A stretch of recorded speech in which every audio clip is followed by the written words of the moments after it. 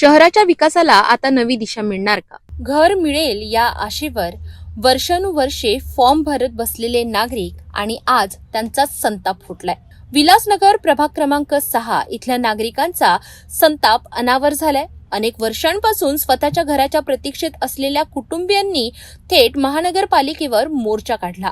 रमाई आवास योजनेअंतर्गत घर मिळेल या आशेवर नागरिकांनी वर्षानुवर्षे फॉर्म भरले, पण आजपर्यंत ना घर मिळालं ना कोणती स्पष्ट माहिती। आम्ही गरीब आहोत म्हणून आम्हाला न्याय नाही का, असा संतप्त सवाल नागरिकांनी उपस्थित केलाय।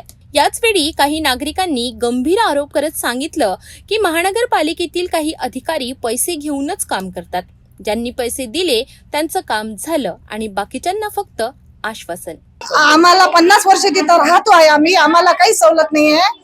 आम्हाला घरकुल आम्ही 20,000 रुपये लोन काढतो म्हटलं, त्याच्यावर आम्हाला काही मिळत नाही। आमच्या मुलाबाळाले आम्ही कोणतं समोर घालायचं आहे तर आम्हाला ते सुद्धा आम्हाला संधी नाही आहे। आम्ही त्याच्यासाठी आम्हाला PR कार्डचं जरुरी आहे। नागरिकांनी प्रशासनाकडे स्पष्ट मागणी केली आहे की रमाई आवास योजनेचा लाभ तात्काळ द्यावा आणि दोषी अधिकाऱ्यांवर कठोर कारवाई करावी। दरम्यान या आंदोलनामुळे महानगरपालिकेत काही काळ तणावपूर्ण वातावरण निर्माण झालं होतं। आता प्रशासन यावर काय भूमिका घेणार हे पाहणं महत्त्वाचं ठरणार आहे।